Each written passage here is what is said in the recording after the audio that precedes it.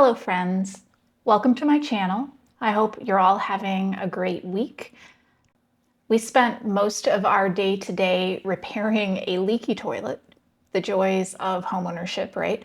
So I thought it would be fun to sit down and do a little bit of tier ranking. No detailed reviews, just hot takes.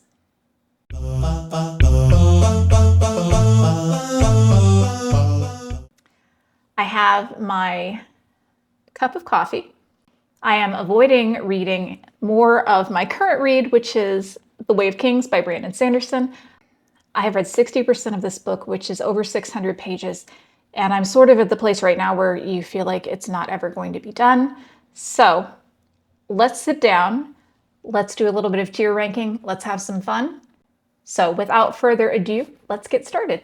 All right, first of all, let's go through the names that I gave for my tiers. First, the highest tier, we have Teacher's Pet. These are the books that I would recommend 100%. No questions asked, the ones that were my favorites that I still think about all the time. Then we have Lives Rent-Free in My Head.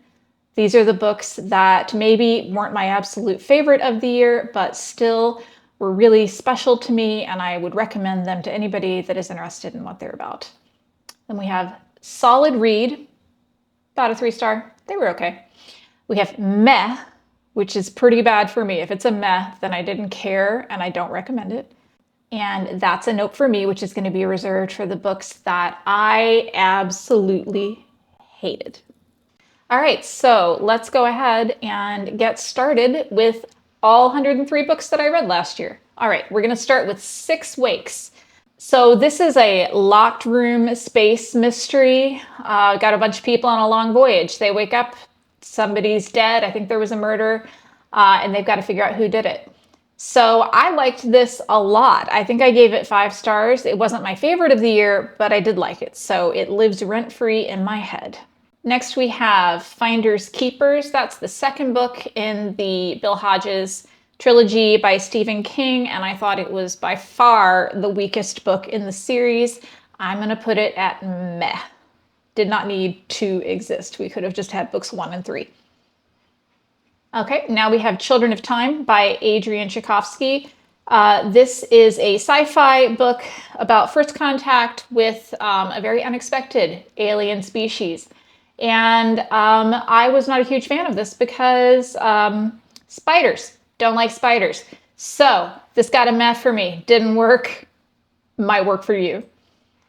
All right, next we have Sea of Rust. I loved Sea of Rust. Sea of Rust is kind of a cowboy, spaghetti, western, robot, post-apocalyptic future kind of situation. And I thought it was a fantastic book that I'm still thinking about. So I'm going to put that up here. It lives rent-free in my head. Hellbent by Leigh Bardugo.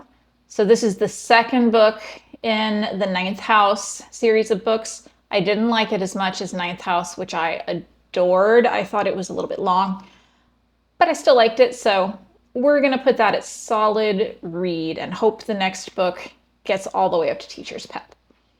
Okay, Jar of Hearts. This is a thriller. I honestly do not remember anything at all about it except that I didn't like it. So that's a note for me. Ooh, now we have Jade City, the first book in the Greenbone saga. I read all 3 of these books in a week and a half because I thought they were so amazing. So this is definitely going to go up in Teacher's Pet for me. A Memory Called Empire. It's a really interesting kind of sci-fi, fantasy, space opera. It reminded me, if you ever watched the TV show Babylon 5, it reminded me a lot of that. I thought it was good. I didn't love it as much as I wanted to, but I really enjoyed it, so I think it was a solid read. Okay, first nonfiction on the list. All the words are cut off in this picture, but it is Evicted, which is a heartbreaking story about how hard it is to recover from an eviction in this country. I listened to the audiobook and it was amazing, and I 100% think that everyone should read this because it could definitely happen to you or me. It's not just something that happens to other people. So I gave it 5 stars, teacher's pet. My Best Friend's Exorcism, which definitely wins best cover of a book that I read this year, but wasn't absolutely my favorite scary book that I read. I thought it was a little uneven, so I'm going to put it at solid read because I did enjoy it. And honestly, the cover is so amazing that I would like to own a real copy of it. Okay, then we have Foundryside, which is the first book in the Founders trilogy by Robert Jackson Bennett. I loved this book. Great start to a new series. Liked everything about it. Teacher's pet, 100%. All right, now we have Frederick Bachman, Anxious People. So I know that Frederick Bachman is super popular and everyone loves him and say that his books make them cry, and I just felt super manipulated by this book. I just didn't like it at all, but I didn't hate it enough to make it that's a nope for me. So I'm going to put it down here at meh, but I am not recommending it. Okay, back to Stephen King, the first book in the Bill Hodges trilogy. I read the whole thing this year. This was the best book, in my opinion, in the trilogy. I think it was a solid read.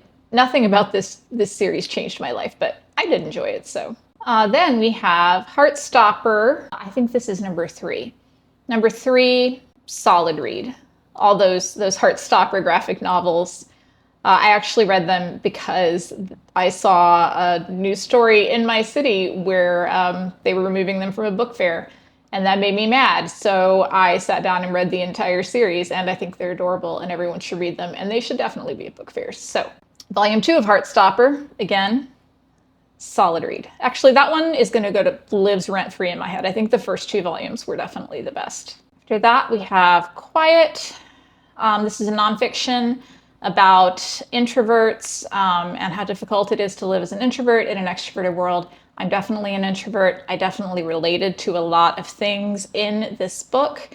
I thought that maybe scientifically some of the evidence for some of the things that she said was lacking a little bit. So I can't put it all the way up here, even though I related so hard. So I'm going to put it here at solid read.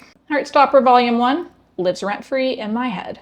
If We Were Villains. I really liked If We Were Villains. I went to a performing arts high school, which was just as cutthroat and competitive as the one in this book. Although we did a lot less murder, I thought it was great. Big fan. So I think I'm gonna, do I want to put it all the way up here at the top? I'm gonna put it there now, but I might change my mind later. All right, now we have The Devotion of Suspect X. This is a mystery that is translated from Japanese. And if you've ever read any Japanese mysteries, they have a very specific kind of vibe to them a lot of the time. They're very introspective, definitely different from a lot of the other mystery stories that I've read. It was a little slow. I didn't love it as much as I wanted to, so I'm going to put it down here at meh. Just didn't really do it for me. In the Company of Witches, this book has a terrible cover, but I thought it was so cute. It's a cozy mystery, great for October. You should definitely read it if you haven't. And it made me cry, so teacher's pet. The Children of Men by P.D. James is a sci-fi classic that I have seen a lot of people recommend if you like dystopian. I thought it was just okay. It was okay. Not as good as I expected it to be. So I'm going to put that at solid read. The Word Is Past is another nonfiction.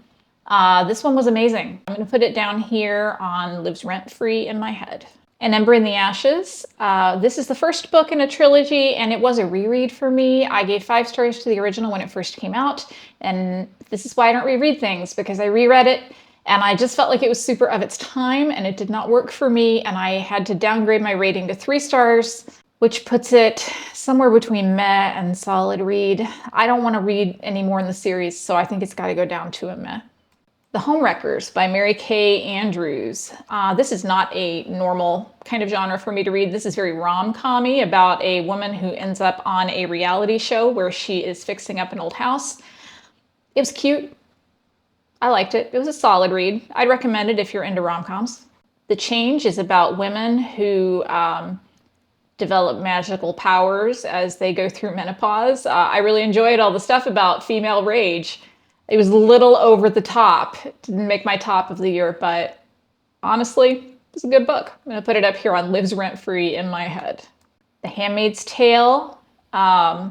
We did that, my partner and I did that as a read aloud this year. He read it while I was making dinner mostly. That's something we love to do with books. And I had read it before, but I know he loved it too. And it's just one of the, The Handmaid's Tale is something I am always thinking about. So up there at Teacher's Pet. A River Enchanted is the first in a duology by Rebecca Ross. And I didn't absolutely connect with it when I was reading it, but since I read her newer duology and loved it so much, I'm feeling like maybe I should give it a second chance and try that second book. So I'm going to put it here on solid read and maybe come back and try it out again later. The Burning Girls is a thriller. I liked it, but I remember absolutely nothing about it. I'm going to put it at meh. The Southern Book Club's Guide to Slaying Vampires was a much better book than the other Grady Hendrix book I read this year. Had a lot to say. I just loved the look at Southern culture. I'm from the South. I get it. If you know, you know. Lives rent free in my head. This is the final book in that Stephen King trilogy that I read, End of Watch. And honestly, I mean, it was meh. It was meh. I read the books so that I could read his new book, Holly, which I still have not read. And they were fine. They were fine. If you like a thriller, you like King, you probably like them. But, eh. All right, now we have The Ex-Hex, which I read in October when I was reading all of my spooky books. And I don't know how I feel about this book exactly. It was cute. It was cute, but I have to tell you that there was, in fact, a magical sex cave. And that was really weird. I didn't like the love interest, but the town was very cute and it was funny. So I'm going to put it here on solid read. Oh, I lied. I read 3 Grady Hendrix books this year. This is How to Sell a Haunted House, which I would not read if you have puppet fear. And I do a little bit. I'm going to put it here on solid read. Okay, The Celebrants. This was a story about a friends group experiencing a lot of change. I really, really loved this book and it made me cry. I'm going to put it up here on Teacher's Pet. Keeper of Enchanted Rooms is cozy fantasy, one of the many that have been going around this year. And, you know, I didn't think this one was super great. I liked the idea of a house that needs to be tamed, but it didn't really do that much for me, and I didn't really care about the love story, so I'm going to put it here on meh. The Charm Offensive was easily my favorite romance that I read all year. Just adorable. Love the characters. Would read so many more books by this author. I gave this book as a gift to more than one person this year because I thought it was so great. So, Teacher's Pet, definitely. The Golden Spoon is a mystery that is a very thinly veiled dig at the Great British Baking Show. I love that show. I didn't love this book. I didn't think it did a good job of capturing what was so great about it. So I'm going to have to put it down here on that's a nope for me. Romantic comedy. A lot of people really loved this book this year, and I was not one of them. I thought we were going to get a fun romantic story, and then all of a sudden we got a bunch of sad things about the pandemic. And I know writing during the pandemic was probably hard, but this one was such a bummer for me, so it is a nope for me. Okay, I need some coffee. Okay, While You Were Out is a nonfiction about a family that has a lot of mental illness and how they kind of come to terms with that. It was very sad. It kind of taught me a lot of things. I listened to the audiobook. It was a little slow. It was kind of long. But I'm going to give this a solid read, and I would recommend it if you're looking for good books about mental illness and how it might run in families. Black Sheep. Oh, this is another one that went around and was everywhere this year. And it was just really not what I thought it was going to be from the description in the book. And I had a very negative reaction to what it was actually about. So I'm not going to spoil it, but if you're thinking about reading it, maybe spoil yourself a little bit before you get too involved. I've got to put this down on that's a nope for me. Okay, One Puzzling Afternoon is a mystery about a woman with an unreliable memory. She is experiencing some memory issues and trying to remember the solution to a mystery in her past.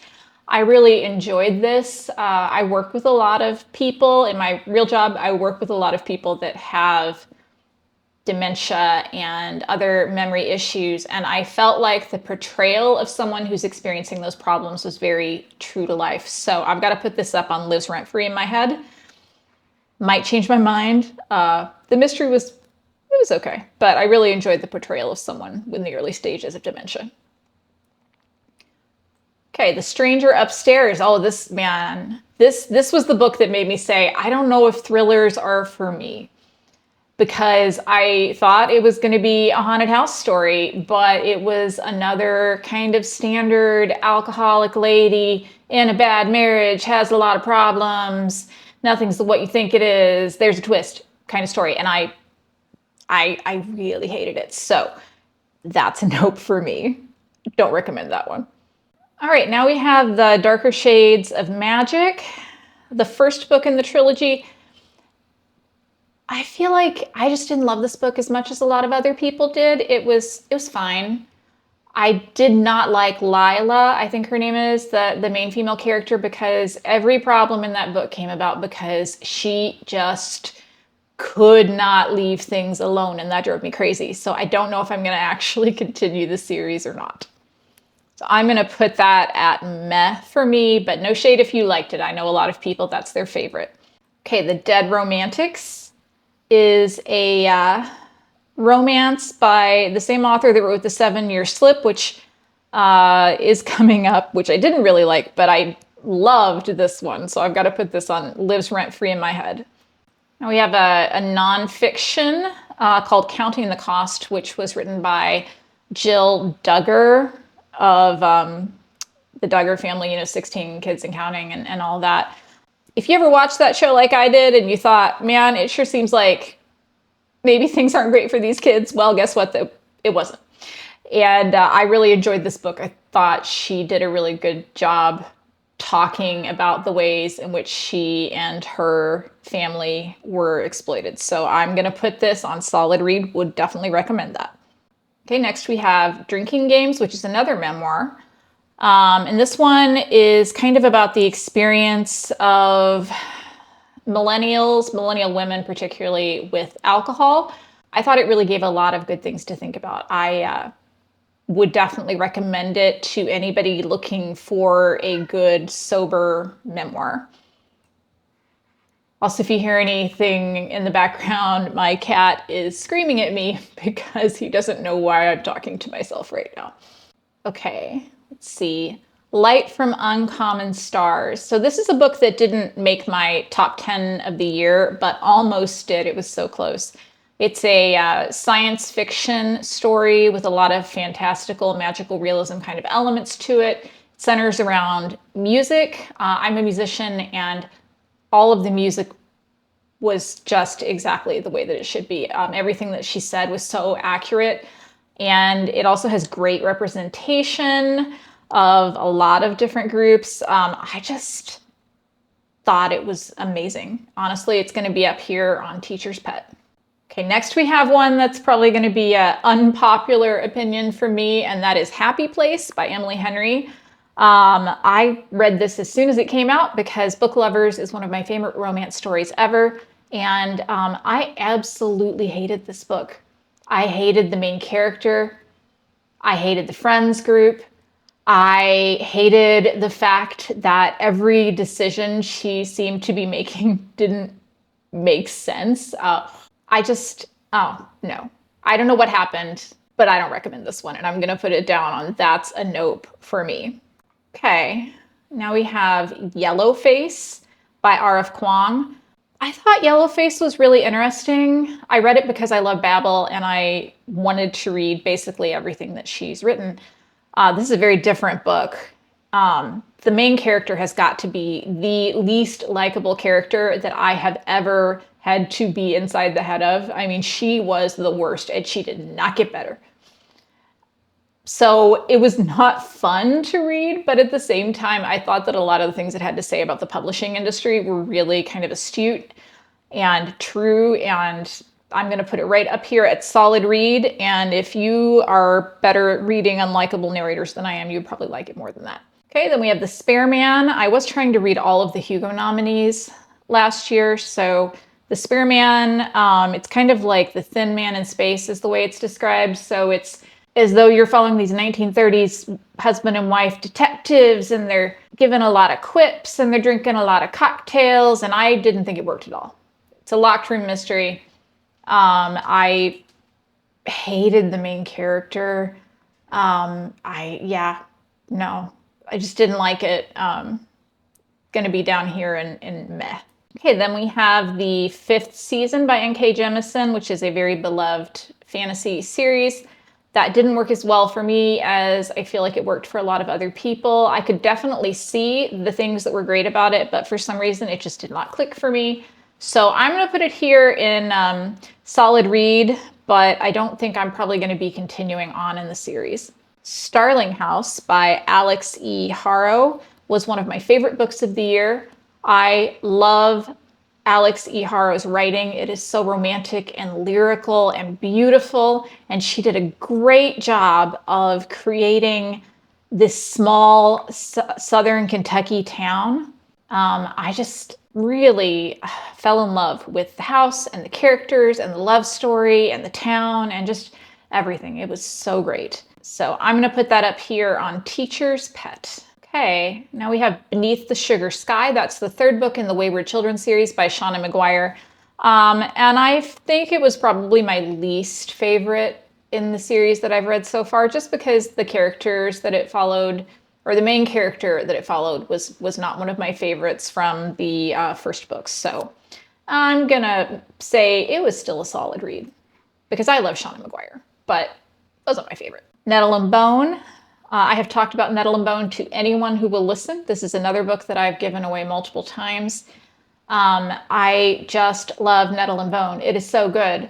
It is the best found family story. It is so heartwarming. I have had people read it who don't seem like they like fantasy usually, and they have also loved it. So up here on Teacher's Pet. Lone Women. So this one, it started out really well. It's about a woman who has a mysterious secret who travels to a small town on the frontier and gets a homestead. And I thought that was all really interesting. I thought the mystery with her was really interesting, but about halfway through it took a turn and I didn't really like where it went. It just didn't work for me, so I'm gonna put it down here on meh. Cat is still yelling at me, so sorry. Okay, The Love Hypothesis. This is Allie Hazelwood's first book. I don't feel like it was her best book, but I thought it was all right. I'm going to put it down here at solid read. And we have Heartstopper. I think this is the new one. I think this is volume 5, which is actually probably my least favorite of the Heartstopper series. So I'm going to put that, I don't want to put it on meh. That feels so mean. But I don't know. I just didn't feel like anything really happened. So I'm going to put it on meh. But Nick and Charlie, you guys are still awesome. Then we have The Wager. It's about boats. It's historical. It's a lot better than it sounds like it would be. And it was probably my favorite nonfiction of the year. So I'm going to put that up here. I'm going to put it on Lives Rent Free in my head. I don't know that I absolutely would call that my favorite of the year, but I liked it. Vera Wong's Unsolicited Advice for Murderers. So cute. It was just an adorable book. I loved it. I'm going to put it on Lives Rent Free in my head. The 10,000 Doors of January is the other book by Alex E. Haro that I tried to read this year. I didn't like it as much as Starling House, but now that I read Starling House and I loved it so much, I feel like I should go back and try it again, because maybe I was just not in the mood for it at the time, because I didn't give it a very good rating, but I love her writing so much that I don't know. I'm going to put it on solid read just because the writing was so good. Okay. The 7-Year Slip, which is one of those super popular right now romance books that I didn't like. I just thought they fell in love in about 5 minutes, and that does not work for me. I like a slow burn in my romance. I do not like whatever that was. So it wasn't my favorite. It was a meh. If you want to read this author, I would definitely recommend The Dead Romantics, which I thought was so good, before I would recommend The 7-Year Slip. Then we have Shorefall. Shorefall is the second book in the Foundry series by Robert Jackson Bennett. I didn't like it nearly as much as I liked the first one, but I still thought it was good. So we're going down from Teacher's Pet on the first one to Lives Rent Free in My Head, and I still need to read the third one. Okay, The Spirit Bares Its Teeth. This book was amazing, and anyone who hasn't read it should read it, because it was just something that I did not expect to be affected by the way that I was. It is a young adult, kind of a Victorian England story about spirits and gender and identity, and it's, you know what, it's just really good. You should read it. Okay, then we have Jade War, which is the second book in the Greenbone saga. I didn't like it as much as the other two, so I'm gonna put it here at solid read. Was worth it, but it's not the one that I think about all the time. Swordcatcher by Cassandra Clare. I feel like this book has been kind of not as popular as a lot of her other stuff, but I really loved it, honestly. I thought it was great, and I'm excited for the next book, and it was one of my favorites of the year, so I'm gonna put it up here on Teacher's Pet. The Thriller, None of This Is True by Lisa Jewell. I don't remember anything about this book. I'm pretty sure I didn't like it, but I don't remember anything that happened, so it's going down here on that's a nope for me. Next, we have Starter Villain by John Scalzi. I really love John Scalzi. His books always make me smile, and this one was no exception. It's just, if you love James Bond movies, or if you love cats, or especially if you love both, you should probably read this book. I've got to put it up here at Teacher's Pet. Next, we have The Hexologist by Josiah Bancroft. I really enjoyed this. It's got a husband and wife kind of mystical detective duo, and their relationship was so cute and sweet. I really enjoyed the magic system. It got a little convoluted toward the end, so I didn't give it 5 stars, but I definitely want to read the next one in the series whenever it comes out, so I'm going to put this at solid read. Love on the Brain is Ali Hazelwood's second book, I think, but it's the first one that I read, and until I just recently read Love Theoretically, it was my favorite. So I'm going to put it up here at Lives Rent Free in My Head, because I thought it was really cute. The Best Is Over is a book of essays, kind of humorous, funny essays. A lot of it's set during the pandemic. I liked it.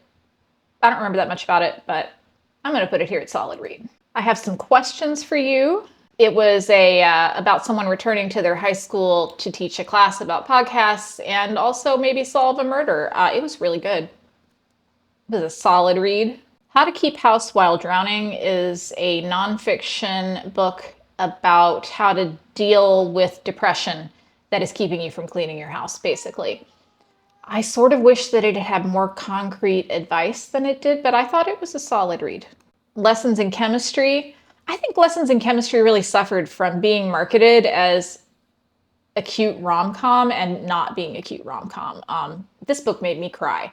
So I think it was a solid read. What Moves the Dead by T. Kingfisher. This is a retelling of The Fall of the House of Usher by Edgar Allan Poe, and I loved it so much. It's going all the way up here to Teacher's Pet. What My Bones Know is a memoir. The author, she has complex PTSD from a extremely erratic and terrible sounding childhood. I loved this book. It lives rent free in my head. Absolutely. The Only One Left by Riley Sager.